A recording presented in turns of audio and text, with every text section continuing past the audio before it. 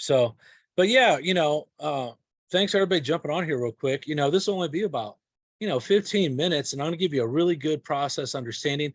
I put my cell phone in the chat if you want to text me direct any questions, and I help you walk through all the little nuances and stuff like that. 15 years, I've been in the industry 15 years. I did voluntary benefits for, 14 of those. I built a really large book of business with voluntary benefits, which is also payroll. So when you got payroll, you got work site, you got voluntary benefits. They all mean the same thing. Okay. So if you hear someone saying, hey, I do work site, it means the same thing as payroll. All means the same thing. Here's what the biggest value is up for it, right? When I go present to somebody, a business owner or some payroll organization, and they say yes, I now have access to 40 or 50 of their employees to sell policies to. Now, do you get paid the same? No, you get paid less because you have so many more. But here's the biggest value, and here's why I'm doing this with FFL, is because it opens up so many opportunities to write individual business, because the people you see in payroll are generally the people who are not answering the door, who are not shopping for insurance online. These people are like the people who never get served because they don't know they should be. And what's interesting about payroll, when you go close like a blue collar company, right, you're going to meet all these guys and they're going to say, I don't have anything, right? I just wait for my employer to say, hey, get this insurance. And that's why I do it. And that's what your opportunity is. So once again, if someone says payroll, if they say work site, if they say voluntary benefits, if they say section 125, it all means the same thing, right? And so voluntary benefits, right, are employee benefits that are generally offered by the employers, but paid for by the employees. So 99% of the time, the employees pay for these policies.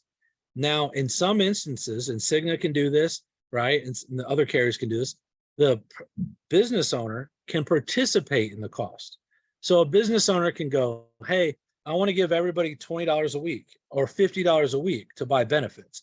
That's allowed in most instances with most policies. Some policies is not, but for the most time it is. But how you want to think about it when you first get into it is this. This is on the employees to voluntarily decide if they want to buy this or not through payroll deduction. Now, what is payroll deduction? It's very simple. Every week when they get paid, whatever they bought in insurance will get taken out of their check, right? At the end of the month, the business owner will get a bill from the insurance carrier, right? Generally Cigna.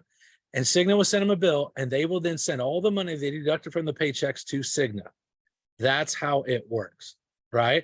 So with payroll, you can walk in and write 20, 30, 40, 50,000 AP in one shot on payroll, right? So, an average week for me in payroll, before I left my last practice carrier was about 100,000 a week. And so that's what the opportunity is. Once again, the benefits are optional. It allows employees to choose and decide what benefits they want, right? And they're designed to complement their core. Now, what is core? Core is group health. All of us might have had W-2 jobs before where we worked for somebody and we had group health. These policies are not group health. I think, though, just to let you know, there might be a chance that we'll be able to do group health soon with Cigna also, because they do group health. But right now, it's just all the supplementals, all the other stuff. Now, how do they work together? Well, you get a cancer plan or you get an accident plan from Cigna, right? Let's say you do have a group health plan with whoever, and it has a large deductible, right? That's kind of how I present. Like, how big's your deductible on your health? They go, oh, it's $5,000. Well, when they have these other plans that pay to the employee if there's a claim, it helps them with that deductible. So let me go through that again real slow. All right. These policies do not pay hospitals. They do not pay doctors. They pay to the employees. Okay. So if you have like a cancer plan or an accident plan or a disability plan, there's a lot of different stuff in there. It pays to the employee. Now, what can the employee do with the money? They can do whatever they want with the money. What do most people do? They use it to pay their large deductibles, right? Now, sometimes they use it to pay because, let's say they had an accident, right? They got injured on the job, right? It's not a workman's comp claim because maybe they got injured, fishing on the weekend and they missed 2 days of work. Well, that accident will pay them cash for them days of work they missed. Do you guys see the value there? That's kind of how it works.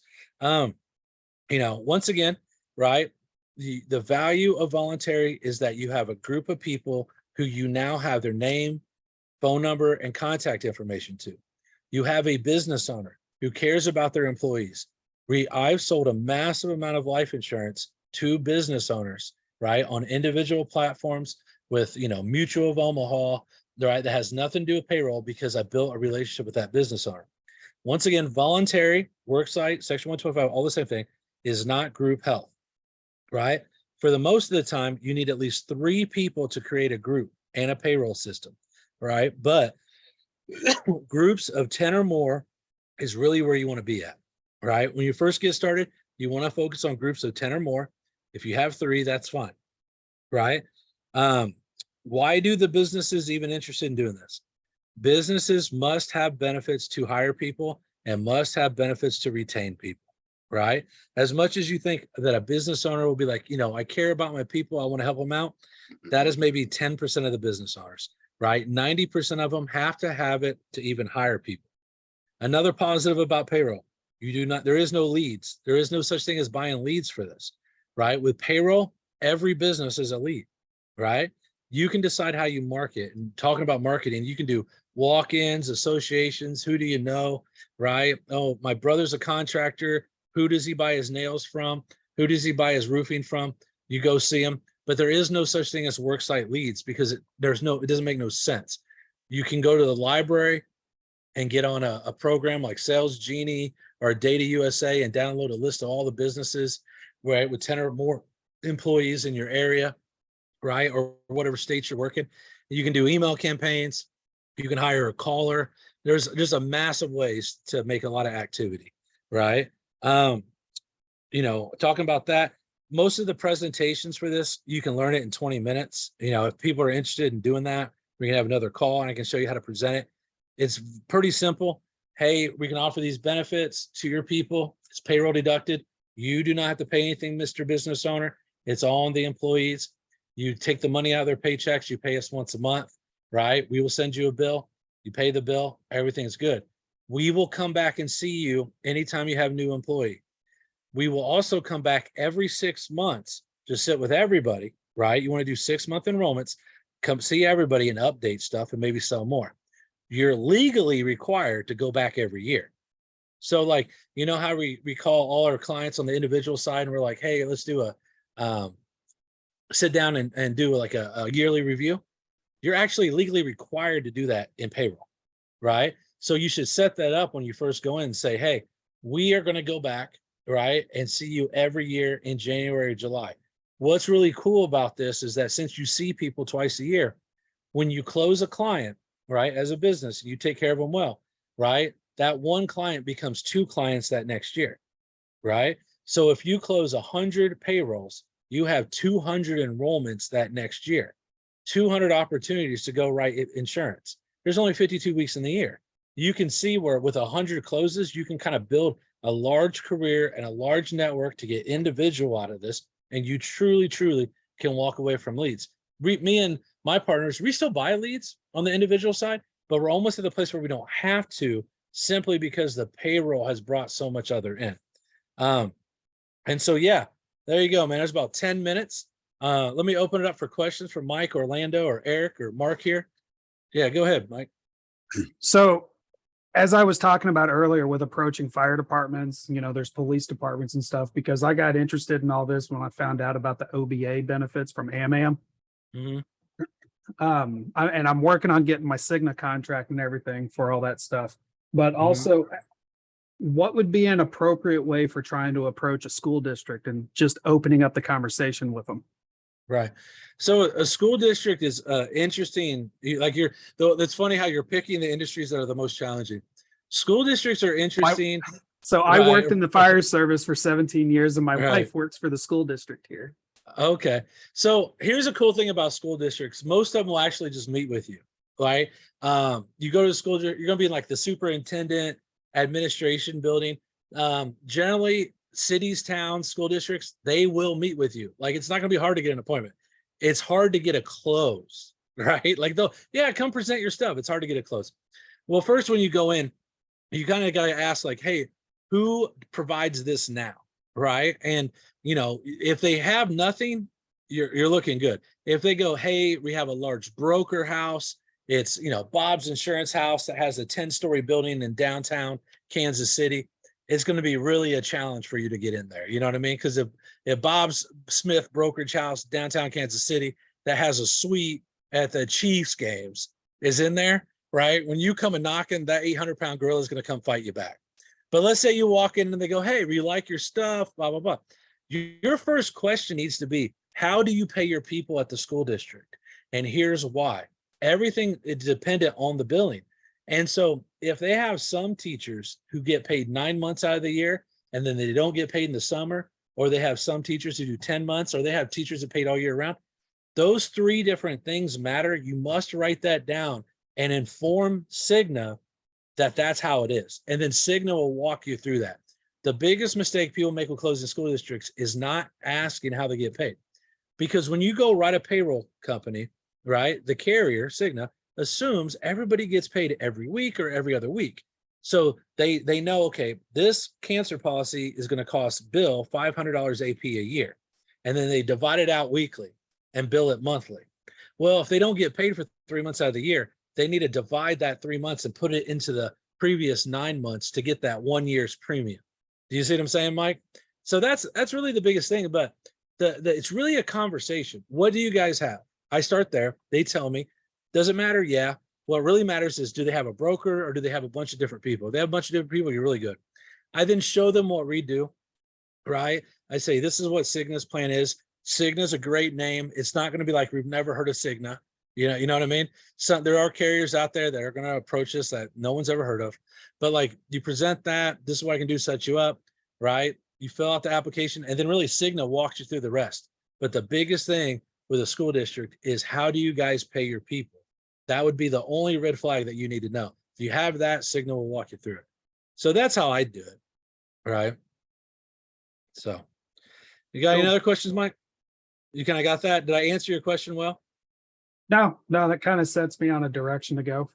Yeah, it's just reach out to HR and say, hey, can I sit with you and talk to you about your benefits? By the way, now's the time to do it, because if you're going to go meet with them, you want to do an enrollment that first week, right? That school starts, when all the employees come back, including the janitors, because if they're on a 9-month roll, you need the whole 9 months to bill. So there's a good chance that a lot of them will be going back to school the last week of July. I would go present now, get them approved. The last week of July, you would enroll it. Cigna will show you how to enroll their stuff. It's pretty simple, right? And get that billing started. Do you see what I'm saying? Yeah. Now, if they pay all year round, you're good. Right. Yeah. Yeah. Because that doesn't really matter. But yeah, I would definitely be interested in a quick Zoom outside of this to go over how to present this stuff. Because this is kind of new territory for me. If it's life insurance, I'm on the ball. Yeah. But all the supplemental stuff and approaching payroll and all that, that's a new field for me. Yeah. And it's a different animal, but once you get your head around it, you're really going to enjoy it, because there's a lot of things you can't do in payroll, right? And you meet people, you're going to meet so many people, and they're going to ask for different things, and they're going to ask for coverages that don't fall under payroll. So you get so many more opportunities to write other business. Do you know what I mean? Like, that's what I loved about payroll. You know, I made massive money in payroll, and it's simply because, like, you know, hey, can you do something for my grandma? Well, or can you do something for my aunt? Well, your grandma, your aunt's not on the payroll here, but yeah, I can do something for them. And it's an individual opportunity, you know? So, Orlando, you got any questions? Yes, Thanks, sir. man. First and foremost, thank you so much for your time, and thank you for the value that you're providing here today. Yeah. I used to be a banker, so I understand supplemental benefits where, people like you will come in, hey, you need this, you need that. And I didn't know nothing about it, right? I'm like, yeah, let me just get that and that. So Right. my question to you is the following. Is there a residual component to these supplemental benefits that we offer these entities? I'm thinking more on the life side. Like, let's say, for example, I go to the school district here and they tell me, no, we want to work with you. I'm talking about hundreds of teachers. And I guess if that happens, I'll be grand. I'll reach out to you to do that. But how does that work as far as there a residual component to these products for me as an agent? You mean, do you get paid residuals Yeah. from Colonial? Yeah, and more than you probably ever seen. Like Worksite pays huge on residuals, right?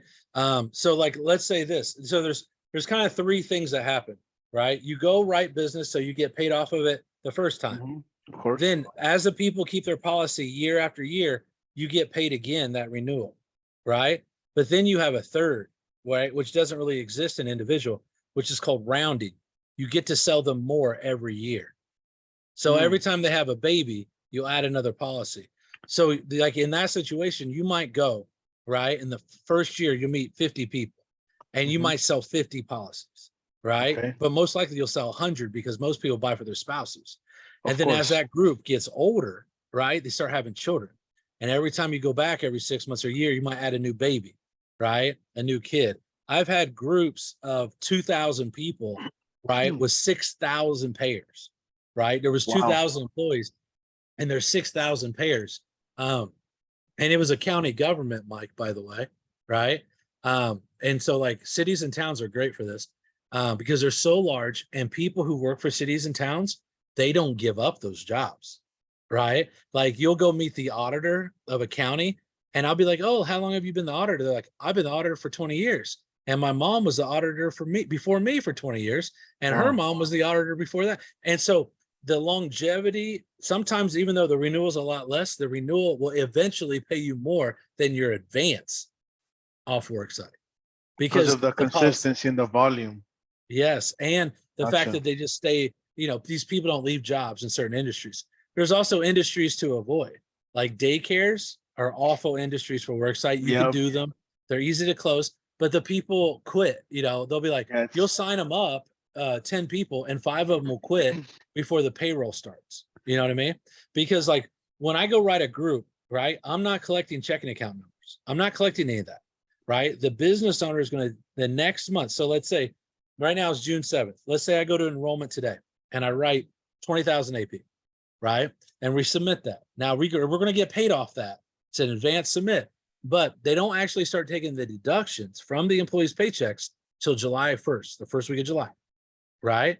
They will actually pay the first bill the first week of August. You see how far out that is, right? So like that's how that works. And so the worksite companies like Cigna and others, they want to make sure you're doing businesses that stay on the books, and daycares, home health cares. Usually those are not looked well upon. Cities and towns are great. Blue collar is great. 10-man groups is great. There's a lot of great ones, and then there's a few that people don't want to deal with. I could also tell you Cigna generally is not going to like dangerous industries like underground mines. If you guys are in West Virginia, that's usually not going to get approved. But besides that, almost everything else is approved. How about, for example, a police officer? Like, for example, I'm in Kissimmee, Florida, Yeah. and I have a great relationship with the sheriff. The Yeah. new sheriff he happens to be Hispanic, and Yeah. I voted for him, and he got Yeah. appointed. Yo, that's awesome. Yeah. So I'm thinking of him and Yeah. targeting him and his whole entire police force and offer them these type of supplemental benefits. Yeah. Law Can we do enforcement can and we do that? municipality. Yeah. They're carriers love that. Right. Okay. Police work is obviously dangerous work, but it's Of not at the course. level of underground mine, right? Of Where they course. have collapse and lung issues and things like that. But yeah, so anything city, town, municipality, carriers would love to have. You got my cell phone number. You can text me. I can help you walk through it. There's a lot of opportunity with Worksite, and I love it. I've been in it for 15 years.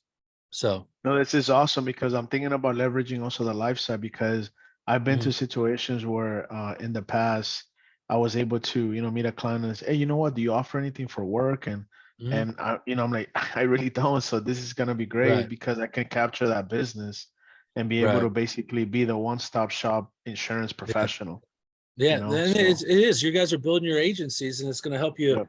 expand out, having because you don't want to leave anything out there, right? And it's smart. So, do you have another question, Mike? Yeah. So what all products are you offering through the payroll system? Besides, Right. like, I know Cigna's got the cancer, heart attack, stroke stuff.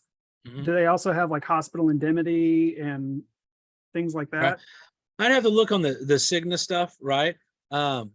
Personally, I do a lot of other things with that, but with the FFL, Cigna's the way to do it to get the credit. You know what I mean? So Now, are Aaron, I you have doing an, like sorry, Mike, go ahead. I was going to say, are you doing any of the offerings of the AMAM OBA, the Officers Benefit Association for government employees, fire, EMS, all that kind of stuff? No, because honestly, that's a great program, but it's not as unique as they think it is.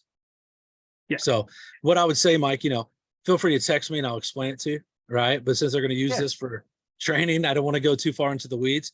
But like Cigna and AMAP, they're great to get started, right? Because here's my advice. When you close a case, you don't want to take everything at once. You want to take like 2 or 3 products to build the relationship, and you can always add more later. Do you see what I mean? Because if you go in and say, hey, we have these 10 products, guess what?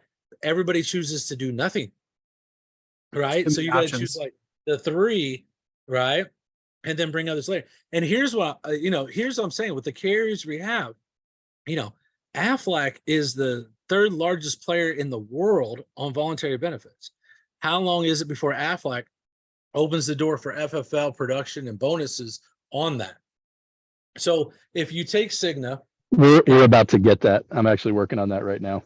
okay, there you go. Right. So like if you take Cigna and bring in everything and all these other things, you kind of don't want to do that. You kind of just want to get the relationship started with the 3, because if Aflac all of a sudden gets on board with the work site and you can start putting in their life products, dude, I'm telling you, the days of agencies writing $1 million a month being great, if some of them started doing payroll, you'll be seeing agencies doing $20 million, $25 million a month, right? Overnight, because I went to one person, got them to say yes, and now there's 100 people I get to sell, right? Or I go to one county and get one commissioner say yes, and I have 3,000 people to sell in the next 30 days, by the way. So Aaron, Yeah. I was going to ask you, just like, because I think one of the things that I'm hoping people get when they get off of this is, number one, I need to go get my Cigna contracting. So if you're watching this, you don't have your Cigna contracting, go to ffl.health. That's our website. Click contracting at the top and just fill out that side thing. You need your health license. That's it. In most states, Cigna has a cancer policy, a heart policy, a hospitalization policy, and an accident policy. And then they have dental, vision, health. They have some other things too. But like those 3 or 4 are going to be your bread and butter. The accident policy that just came out, the choice accident, is unbelievable. It's guaranteed issue. It's 24/7 on or off the job. Every industry qualifies. There's no surcharge for dangerous industries. I mean, it's awesome. So I think it's a game changer after doing voluntary for years myself. So that's the first thing. So action item number 1, get your Cigna contracting. There are other products that FFL currently has, such as the Manhattan Life product, the OBA product from AMAM. Mutual has a couple that lend themselves to payroll deduction. However, it's not a however, it's just an and. Cigna is probably the easiest to work with because, number one, it's the most recognizable. They already have a payroll system set up. If you've never done it before, they have a team that'll walk you through it, just like Aaron's saying. They are the no-brainer carrier to start with. Their comp is awesome. No matter how big your team is, you can get all your agents appointed underneath you. It's great. So the second thing though, so action item number 1, get contracted with Cigna, ffl.health. Second action item though would be, how do you start prospecting? I know you said, hey, look, you can go to the library. So like I subscribe to, I've got a library card. I go to my library website and I click business research, and we have they have my library has A to Z databases, but I know you can use some of the other ones. But when you're targeting businesses, right? So let's say somebody, I've heard a lot of people on the call, oh, I have a relationship with this person, or my cousin so-and-so. Let's pretend an agent doesn't have any of those relationships, right? They're new to the business and they want to go out and prospect. What kind of businesses are just kind of no-brainer businesses where you can walk in without an appointment and just, is that the way you recommend doing it? Well, it matters what makes people comfortable enough to lead to action. That's how I say it. Like, So if you're a person who can smile and dial, do that. If you're a person that likes to be out in the nice weather and go walk indoors, do that. So to me, it's always about what will lead to action. But here's how I'll go farther. Let's say you have nothing. Let's say you're new to a town. You have no connections in this town. You just moved to Seattle They dropped you out of a new, helicopter and there you are. right, new relationship, right? Yeah, you're on that billionaire show where they give you $100 in a pickup truck, Right. and here you are. All right, what would I do? What industry do you know? Like, where did you work before? Did you, when you were a young guy, were you a roofer? Like what blue collar industry maybe you know something about? And I would focus on going to every one of those. So let's say this, back when I was college and young guy, I used to put shingles on roofs. Right. So I kind of know what a roofing nail looks like. If you sent me into a Lowe's, I could come out with roofing nails and not a penny nail or an 8 nail. Like I know what a roofing nail is. And so what I would do is get a list, online, Google, library, whatever, of all the roofing companies in the area. Right. And I would get up early because these roofing guys run out, but they usually leave a lady or somebody at the building behind. And I would walk in and introduce myself and say, hey, I do voluntary benefits, employee benefits for roofing companies, right? And just saying, what kind of benefits do you guys have? And what you're going to find out is they're going to be like, we don't have any because, our guys can't afford it. Our guys don't want it. They're going to have all these excuses. And you just say, you know what? Yeah, I understand that. Let me ask you, had any accidents, any workman's comp claims the last couple of years? It's just a conversation, right? What you will find out is like, someone will be like, hey, Bill's going to be back later. Come back, talk to him. The first thing you say to Bill is, hey, Bill, yes, I'm an insurance guy, and this is not going to cost you anything. It's not going to cost your business anything to offer these accident policies and these benefits to your employees, man. And I can tell you this, right? I specialize in doing roofers employee benefits. If you don't offer benefits and all my other clients are, how are you going to keep any of your guys, right? And here's why. Your guys are friends with those guys. Right. And I know they're not standing around the barbecue pit talking about benefits, but guess who is talking about benefits on the porch? Their girlfriends and wives.